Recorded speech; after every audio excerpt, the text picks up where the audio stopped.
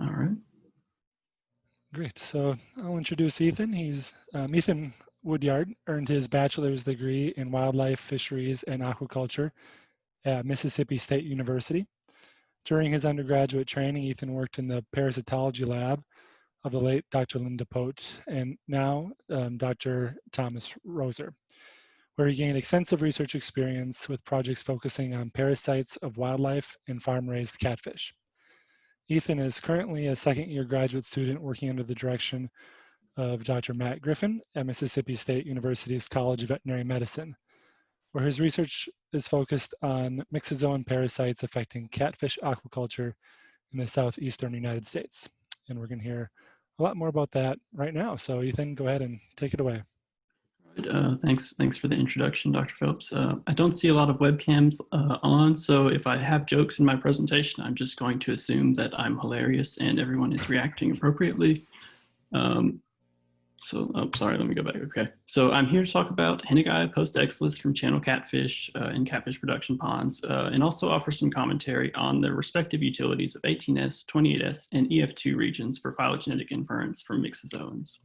But before I talk about these myxozoans from catfish, I should probably briefly mention why we care about catfish. It's the biggest food fish aquaculture sector in the United States right now, with last year having about $379 million in sales. But like every aquaculture industry, it's got its own issues that are affecting it. Mainly there's feed costs, there's bird depredation, there's competition with foreign exports, and there's also infectious disease. And a big one of these infectious diseases is proliferative gill disease. And you can kind of see proliferative gill disease, an acute case is pictured here, and there's just these breaks in the gills that are kind of going to compromise the structure of the gills and affect their ability to facilitate gas exchange. And PGD is caused by a myxozoan parasite. But what are myxozoans?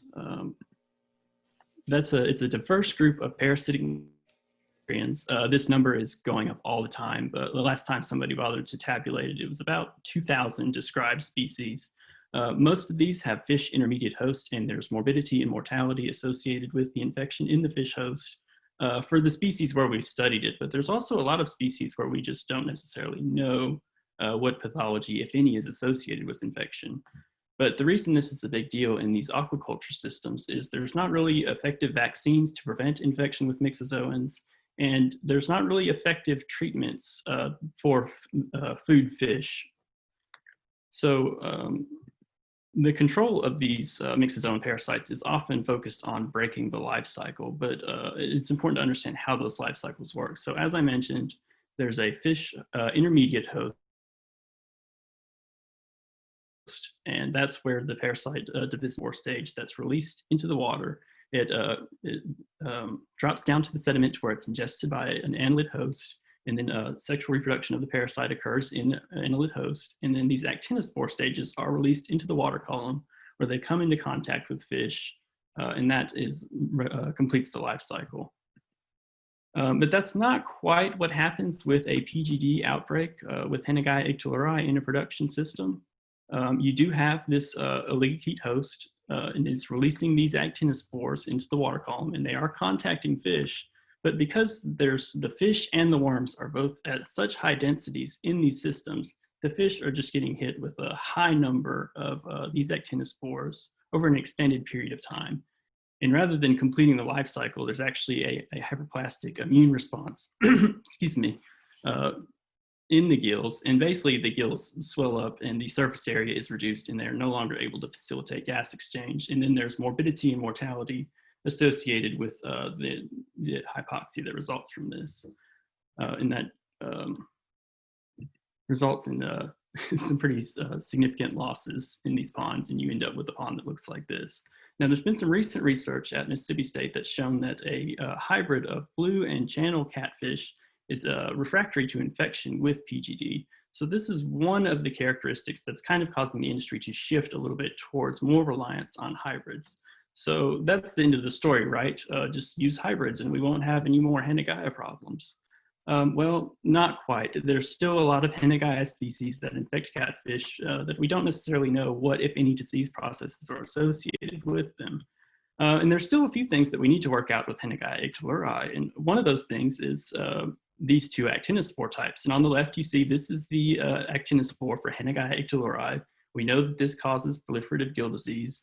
On the right is another actinospore shed by the same worm that's provisionally named Helioactinomyx minutus. Now, this does not infect channel catfish. We've tried to infect them multiple times, and it just doesn't seem to do anything.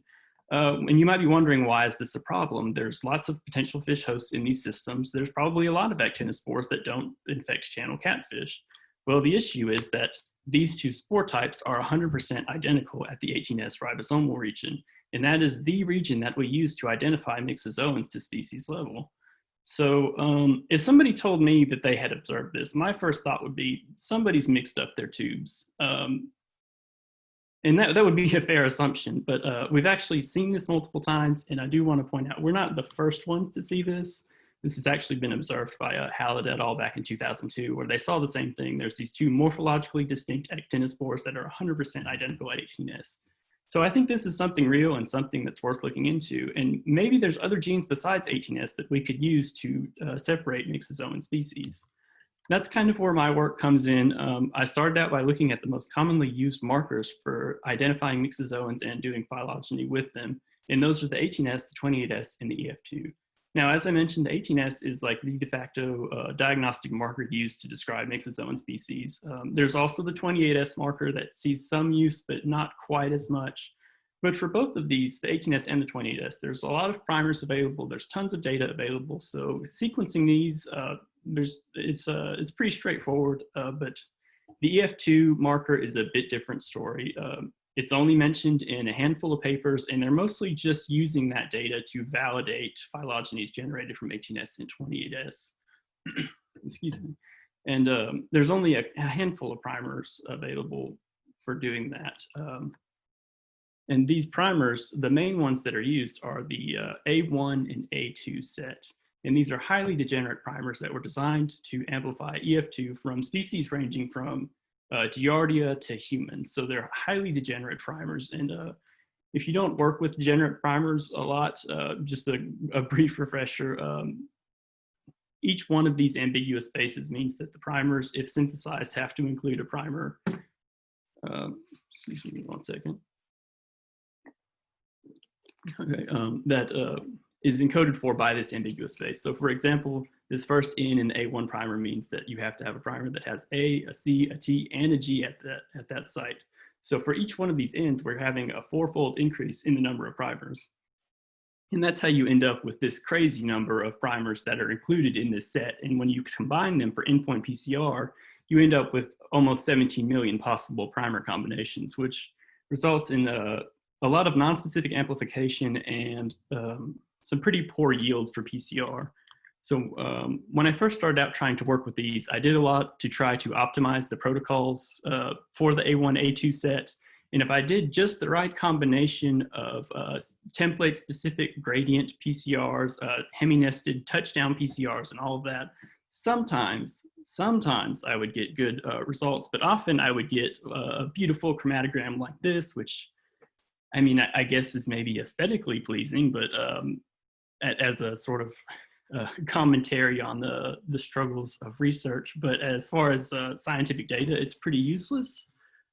So I was lamenting my woes with trying to amplify EF2 to Dr. Griffin. And I said, what I really need is some whole genome sequence data from catfish Henneguyas. And he said, well, we do have 30 gigs of whole genome sequence data from catfish Henneguyas that you could use. So that was pretty convenient for me. So I set to work searching those A1 and A2 primers against that whole genome data. And I was able to pull out the matches and use that to design primers that had less degeneracy. And we ended up with a primer set that was 98% less degenerate. And they seem to be working. We've been able to amplify Unicata, Hennegoides, Henneguya, Mixobolus, and Kudoa with this primer set. So they seem to be working pretty well. And just like some sort of preliminary data comparing Henneguya species from catfish, we can see we've got pretty good ranges of variability, such that maybe if 18S is not sufficient to tell a species apart, we might be able to do so with 28S and EF2. But now that I've got this data, what I really need is more of those Helioactinomyx minutus spores to compare. But in the meantime, I don't want to just sit on my hands and wait for samples to arrive. So in the meantime, I think I could do something with this data. One of the things I could do is concatenated phylogenies using all of this data, which has been done before for other species, but mostly for more distantly related species and not necessarily a large number of the same genus from the same host species like what we have with the catfish Henneguyas. The same could really be said for potentially doing phylogenetic signal assessment. It's mostly been done with very distantly related species and not included a lot of closely related species. So we might be able to actually add to what's been done before. While I'm sorting all of this out, we have this diagnostic case come in. It's a channel catfish in the gills. You have these cysts that are notably a thin-walled cyst, and when ruptured, they have this Henneguya myxospore.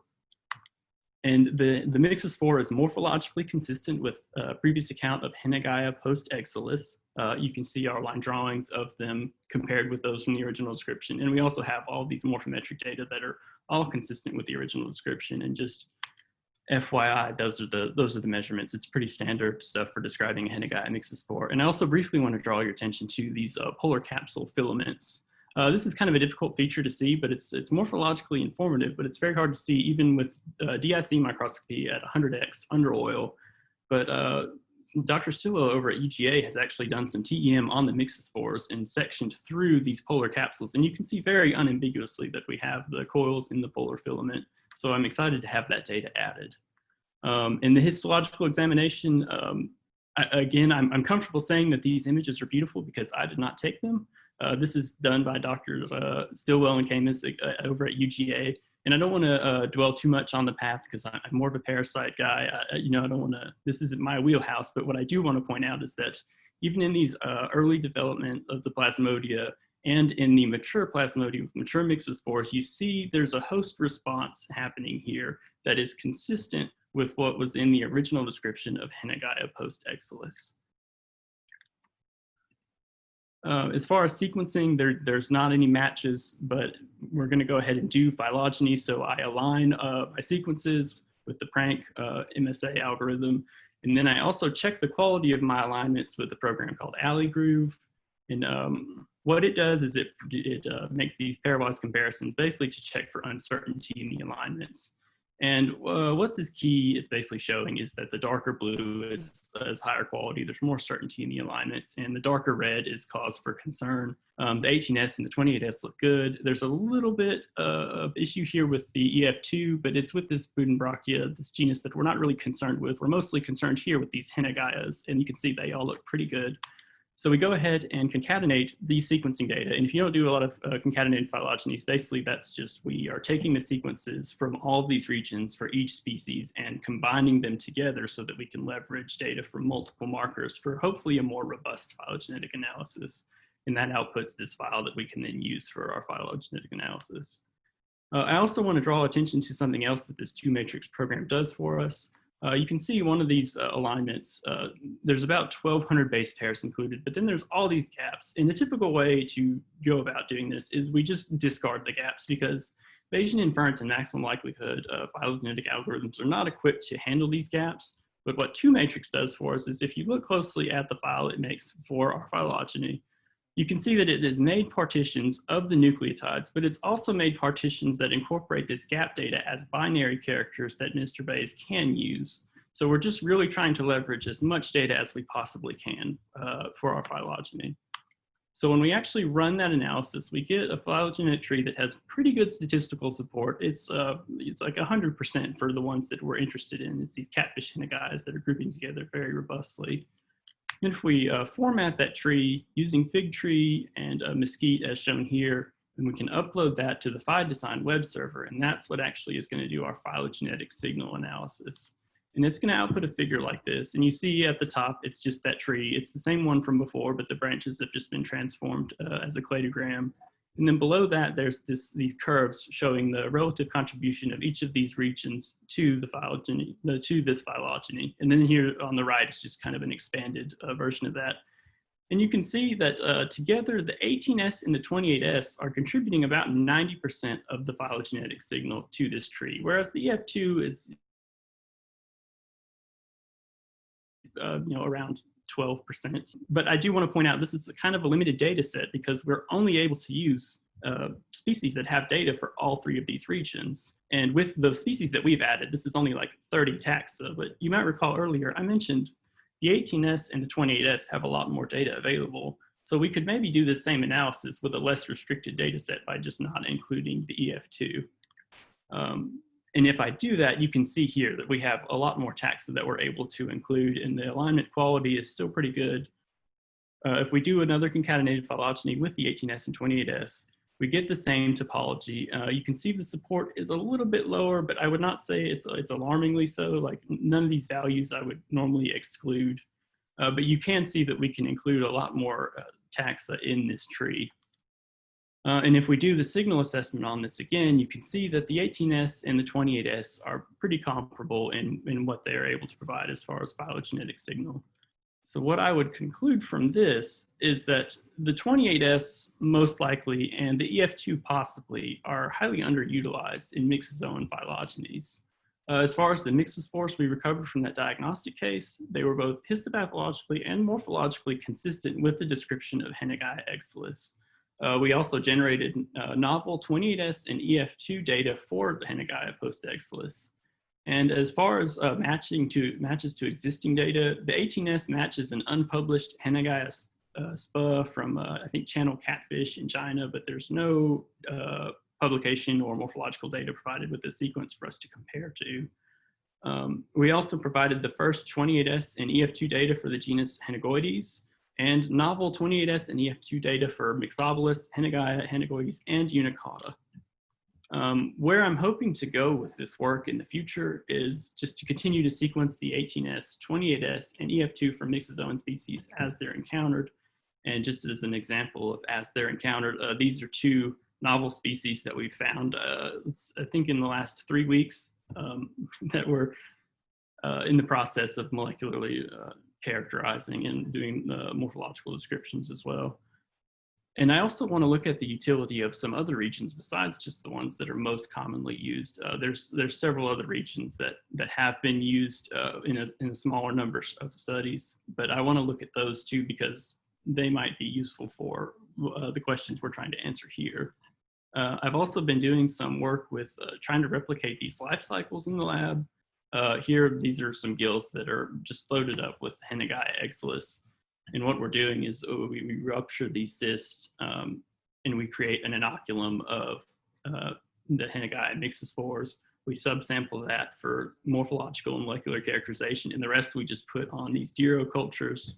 And then every week I put these Dero into 96 well plates and check them for actinospore shedding. And this is on the right. This has been me every weekend for past, I don't know, 6-8 weeks, something like that. But it does appear to have worked. We do have actinospore shedding, so we've got the life cycle partially going in the lab for Henneguya exilis now, and Dero challenges are ongoing for an additional 4 species of Henneguya, including those 2 novel species that I mentioned earlier.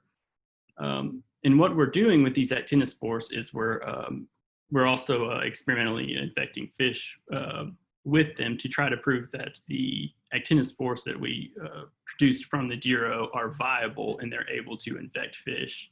And if we're able to do that, then in theory, we could get myxospores from these fish after they mature and have the entire life cycle going in the lab. And we would not be restricted to what we're able to opportunistically and seasonally collect from catfish ponds. With that, I'd be happy to take any questions. All right, thank you very much, Ethan. That was a great presentation. If you have questions, feel free to unmute yourself, or you can type them in the chat box and I can read them.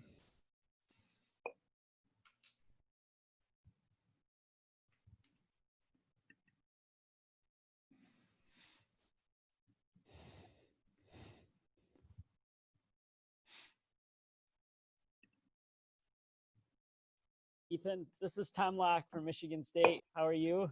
I'm good. How are you? I'm good. Excellent talk. So is the EF locus, the EF2 locus, that's going to be your go-to now, or you're still in the process of getting to that point? I'm trying to include it for everything that I can, but I think really 28S is going to be the thing that I want to start adding to descriptions more. I think that the EF2 is a nice thing to include, but based on what we see with the signal assessment, I would say that 18S and 28S are my go-to. The other thing about the EF2 is, like, even with those primers that we've made, they're still very degenerate primers, so it's still pretty difficult to amplify that compared with the 18S and the 28S, you know, where you have these variable regions flanked by very conserved regions. So those are going to be my go-tos, I think. Awesome. Thanks. Oh yeah, no problem.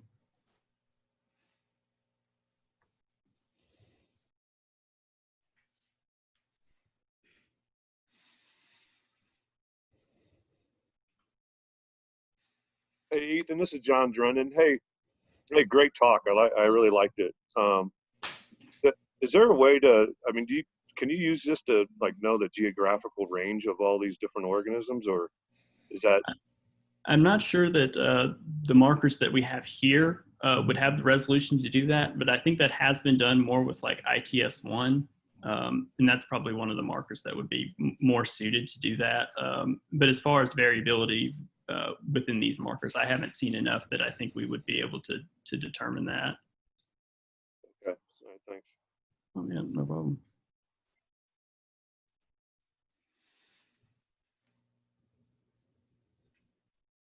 So Ethan, I'll add another question. Sure. So with all these novel Henneguyaids that you're finding,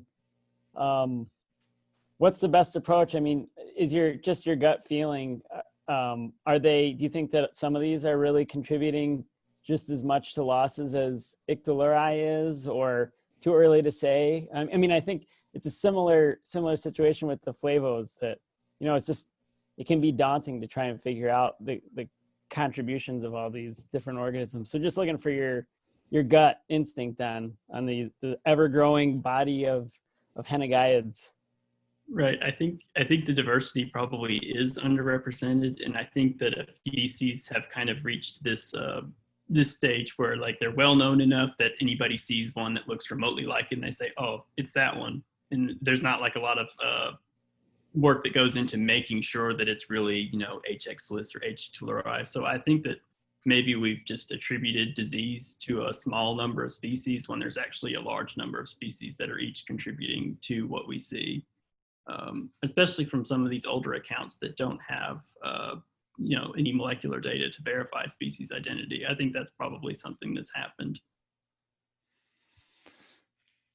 Yeah, Ethan, along those lines, what are the options for a retrospective survey of archive samples instead of sitting around and waiting for new ones? Do you have many from diagnostic case submissions around that you could look at? So I am getting a lot of more of the ongoing diagnostic cases sent to us to try to do the life cycles and the sequencing stuff now. But as far as archive stuff, not so much. Most of those species that were included in the tree, though, I should point out, are actually from the original, or from the first molecular characterization of those species. Like, I used the same samples to make sure that we weren't, you know, mixing regions from different species. But as far as retrospective stuff, I don't really have that, no. And any other questions for Ethan?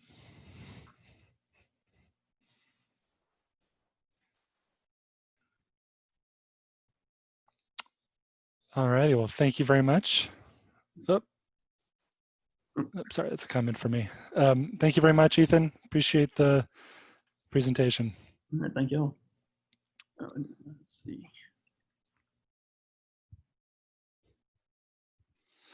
All right, switching gears a little bit here. Joaquin, can you go ahead and try to share your screen?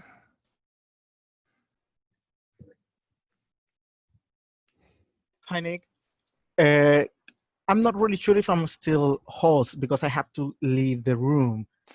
So, Yep, because I have issues with my, so I'm still a host? Yep, go ahead and try.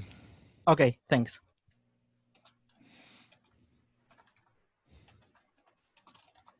Let's see.